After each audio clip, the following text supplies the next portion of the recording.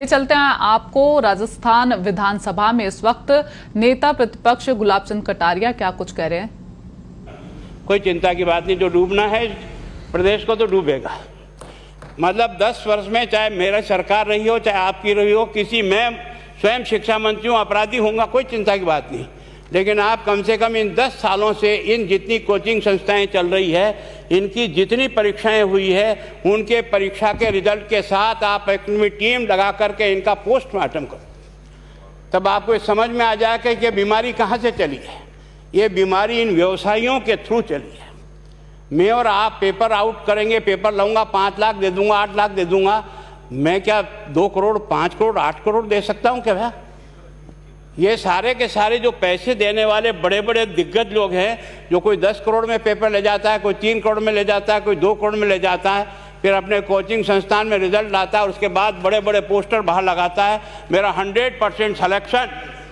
ये है बीमारी की जड़। अगर मार करना चाहते हो तो यहाँ करो, तब तो जा कर के इसको कोई रोक सकोगे। बाकी से केवल मन को संतुष्ट करने का काम करो तो ये राजस्थान के उस गरीब बच्चे के साथ न्याय नहीं होगा, जो बड़ी मुश्किल से पढ़ता है, अपने घर में बूढ़े माँ बाप को भूखे मार के पढ़ता है और उसके बाद परीक्षा के लिए जाता है, रोता हुआ घर लौटता है। क्या दुख नहीं होता है? हम लोगों के मन में कोई रहम नहीं है कि आखिर उस बच्चे का क्या होगा जो अपनी बड़ी पीड़ा के साथ पढ़ रहा है। इन सारे पैसे वाले लोगों के पास में आपने सारी सरकारी नौकरियों को भेज दिया। मैं बहुत कड़वा सच बोल रहा हूँ। आज जो पिछले 8 साल में नौकरी में लगे ना, उन सब का भी पोस्टमार्टम कराओ, आपको लगेगा आधा फर्जी मामला निकलेगा। कोई है नहीं, कोई सोचने वाला है इस पर कि आखिर उसके दर्द को कौन जानेगा, है ना। जिस प्रकार से हमने परीक्षा के माध्यम से इन पैसे वाले लोगों को उतार करके सारे के सारे उन गरीबों की आशाओं के ऊपर पानी फेर दिया। रात और दिन पढ़ता है, भूखा प्यासा पढ़ता है, घर बेच करके पढ़ता है, खेत बेच करके पढ़ता है, लेकिन जब उसका सिलेक्शन नहीं होता तो जहर खा के मरता है। कोई इस पीड़ा को समझने के लिए तैयार नहीं है। और हम इस कानून को ला करके दुनिया को बताना चाह रहे हैं कि हमने इतना बड़ा कानून कर दिया, इस कानून से कुछ भी नहीं होगा। मैं आज आपको कह रहा हूँ, ये जो आपने नए प्रावधान जोड़े हैं, मैं सोचता हूँ कि मुझे कुछ बोलने की इच्छा नहीं, मुझे बहुत दुख है इस बात का। क्या होगा ये?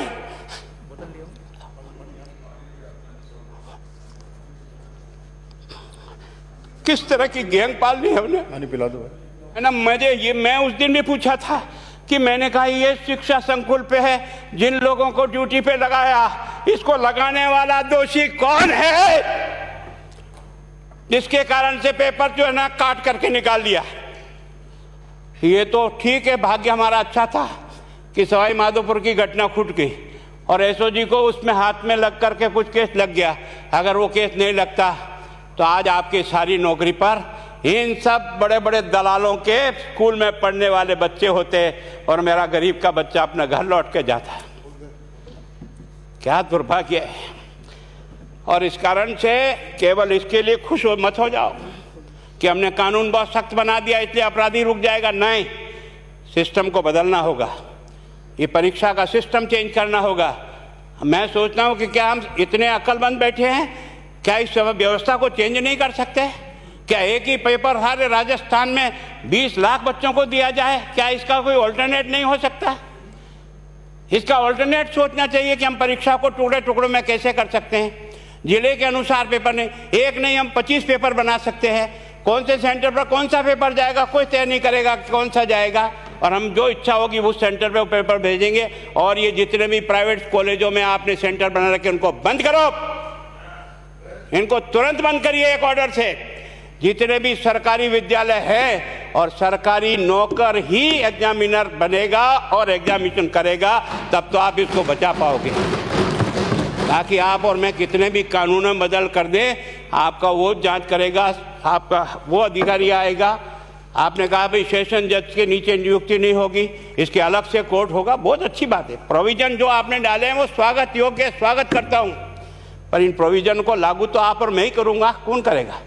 जब हम ही ठीक नहीं है तो इन प्रोविजन क्या रोएंगे अंदर बैठे बैठे? जब तक हमारा दिल और दिमाग ठीक नहीं होगा ना, इस बीमारी का इलाज नहीं होगा। हमने शिक्षा के मंदिर को भ्रष्टाचार की भट्टी में जलाकर खाक कर दिया। दुर्भाग्य हमारा, जहां से कोई आशा की किरण दिखती थी उस गरीब को,